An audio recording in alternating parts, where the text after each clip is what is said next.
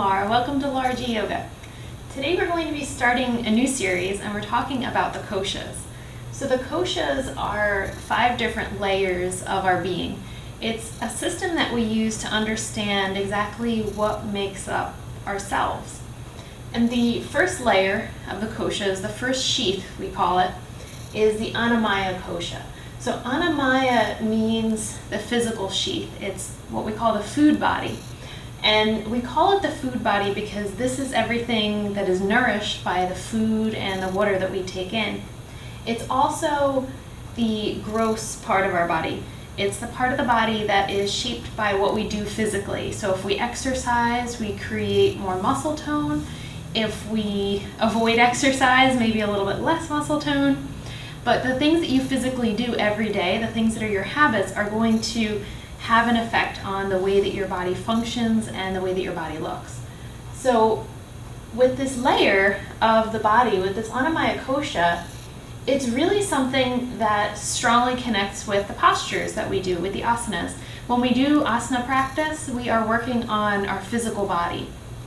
And the great thing about the koshas is that it makes us see that although we're thinking of these like layers of an onion or like little nesting dolls, each of the layers really aren't separate from the ones underneath it. When you work on your physical body, when you work on Annamaya Kosha, it's going to have an effect on the other koshas as well. Most of us, when we start practicing yoga, myself included, when I started practicing, I just did postures and I thought that yoga was an exercise and I wanted to use it to make my body stronger and more flexible. And it wasn't until a few months into trying yoga that I started to understand all these other aspects of the practice and all the other things that we're working on within our existence. But most of us start here. Most of us start by connecting to our physical body and learning how to take really good care of our physical body. The aspect of self-care, doing things on a routine basis that take care of your body, is a really strong connection to our Annamaya Kosha. We want to make sure that we don't get injured. We want to make sure that we don't have back pain, because all those things are going to prevent us from having the life experiences and doing the things that we want to do with this lifetime. Being able to work and support yourself, being able to take care of your family, all the things that we need to really be able to do with this physical body. So when we're doing our practice, we're always trying to listen to the signals that our body gives us. We spend a lot of time during the day ignoring those signals. If you are at work or you're doing something with your family, say maybe you have neck pain, and you're trying not to get distracted by that neck pain, so you tell yourself, okay, I'm not going to think about that right now, I'm going to focus on what I'm doing, and I'm going to ignore that pain that I'm having in my neck. And we do that habitually, day after day, maybe different areas of the body, but what happens is we get really good at blocking out that information. We get really good at ignoring what the body has to tell us, and we start to have this miscommunication between our body and our mind. We're not really picking up on the signals of what our body is trying to tell us. And I find this a lot at work. When I first start to do therapy with somebody who is not used to moving their body, they've never been an exerciser, and I'll have them try a stretch, and they'll say, well, that doesn't feel good. And I'll try to dive in and find a little bit more information. Well, does it hurt? Does it feel like a strong stretch? Is it pain? Is it tingling? What does it feel like? And they say, no, it just doesn't feel good. So it's very hard for people like that to identify exactly where the sensation is, what is causing the sensation, and give me more details about what that sensation is. Is it a good intensity? Is it a bad intensity? I always like to differentiate between after working out, if you're the good kind of sore or if you're the bad kind of sore. And if you work out a lot, you know the difference between those two. It's when you pushed yourself a little too hard and you strained versus being sore like you worked hard and you really changed your muscular strength from those exercises. So when we move our body and we're used to doing different types of movement patterns, it doesn't necessarily have to be yoga, it can really be anything. But after doing that for a while of being an athlete or anything like that, you really start to understand your body more. So for the people who constantly have to dissociate with the pain signals that they're getting. If you're constantly getting pain, you're not going to want to pay attention to that. So they start to put some distance between themselves and that information. They get into this space of being disconnected from their physical body. And it makes it a lot harder to heal because you have to rebuild that connection to the Annamaya Kosha before you can start to heal on that level. Now, as this goes with the koshas, with the 5 different levels, this is the most superficial. And if there's issues with the physical body, there's probably also issues with the energetic body and with the mind and with the wisdom and with our bliss body. So all the other layers that we look at, if there's physical dysfunction, then it probably goes a few layers deeper. And we need to start at the physical level before we dive into those deeper levels. If you go right for the really hard stuff, you're probably going to shut down and step away from it. But starting by practicing gentle postures, starting with an accessible hatha yoga program, starts to build this relationship between yourself and your body. And then once you have that relationship, then you can start to look at the other deeper aspects of your being. It opens a doorway for you to start to explore the entirety of your being. So this is a really important place to start. And if you started yoga, or if you're doing yoga on a very physical level, just know that that's okay to be there, but you're probably eventually going to end up diving deeper into that understanding. And that's what we want to do. When we're trying to shift our lifestyle to understand Annamaya Kosha, we're thinking about how we nourish our body. And it can be the food that you take in, knowing where it comes from, how fresh it is, how alive your food is. If you're eating something that was processed, probably in a factory months and months ago, and it's been dead food in a package for those months, when you eat that, it's not going to nourish your body.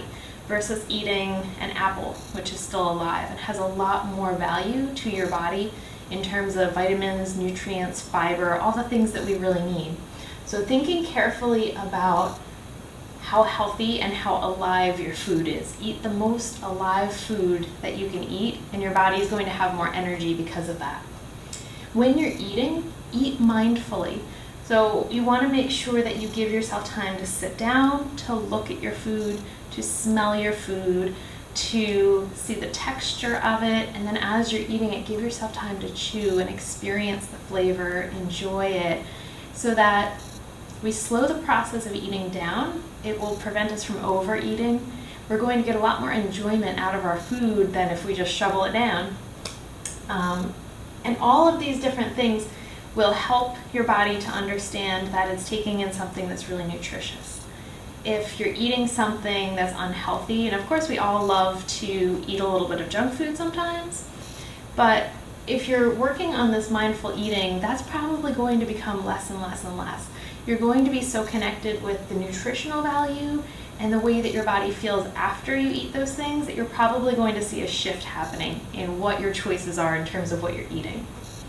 Also, having an awareness of the source of your food, trying to eat as local as possible. The farther your food travels, the less nutritional value it's going to have. And it's not going to be a good seasonal shift. So a lot of times in the summer, we're eating a lot of greens and fruits and tomatoes. And then when it comes to the fall, we have this shift to pumpkins and squash and kale.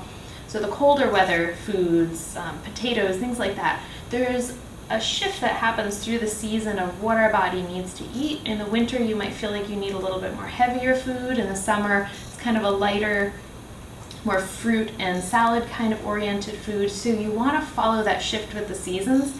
And if you're eating what's locally available, that's going to be really easy to make that happen. In terms of the food that you're eating too, for the source, knowing if it's organic, because the more you can, try to eat organic, because it's not going to have all of the pesticides and chemicals that our body's going to have to process like regular produce would have. And there is definitely a price difference. I know that's kind of hard for some people, but as much as you can, try to pick and choose. You can always look at the Dirty Dozen, which are the 12 most highly contaminated foods with pesticides. Try to at least eat those organically. And your body will be much happier without that extra chemical load. When you eat or you drink, think about the speed the frequency and the volume. Volume is a huge thing. In the US, we tend to just eat too much volume. Even if you want to treat yourself to a little bit of junk food once in a while, make sure it's a small volume. Don't eat the whole bag of chips. Just have a couple chips. And if you eat them mindfully, you're going to get the same amount of enjoyment, maybe even more, than if you had eaten a huge amount of chips and made yourself feel sick. So the speed, make sure you slow it down, give yourself time to enjoy. The frequency, punctuating your meals, making sure that you give your body time to digest, assimilate that energy, and then rest a little bit. You don't want to necessarily graze all through the day because that can actually fatigue your digestive system when it's constantly processing food. Give it a break, especially at night. And noticing areas of disease. When we're talking about the food body and disease, the digestive system comes to mind. And we know that a huge amount of our immune function lives in our digestive system.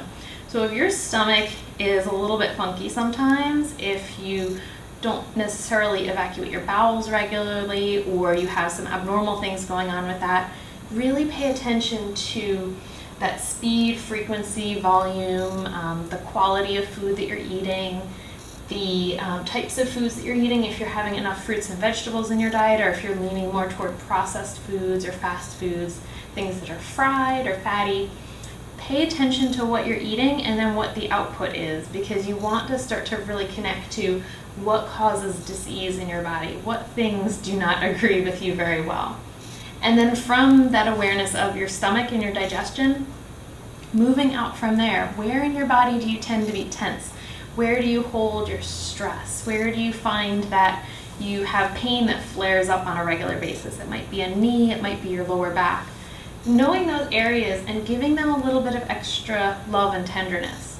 Sometimes when we have pain, we jump into this space of being irritated by it and taking some medication to make it go away, and little by little that pain is going to get worse, and it's going to yell at us louder and louder until it's screaming at us, and we have to get surgery or we have to be on heavy duty pain medication for the duration because we didn't listen to our body when it was whispering to us, when it was asking for extra love and attention. So the practice that we're going to do for Annamaya Kosha is all about finding these areas of disease in their physical body and giving them some extra love and attention, bringing them back into balance, and then going into yoga postures and feeling what those postures feel like when we've had a good release prior to going into them. We're going to do some self-massage with our hands as well as with some tennis balls. And tennis balls are some of my favorite tools in therapy to work on the neck and the shoulders, the back, the hips, all those areas that we tend to get tight and imbalanced. So the other aspect of this practice is focusing on our root chakra. The root chakra is the connection to the physical world. It's the connection to our physical body, this package, and all of the tangible things around us. So that's really on the level of the Annamaya Kosha. I hope that you will stay with us for the practice that we're going to do to work on Annamaya Kosha. It's a really, really good practice. And the next 4 layers of the Koshas so that we can really understand this system of our existence. Thank you so much for joining me. Namaste.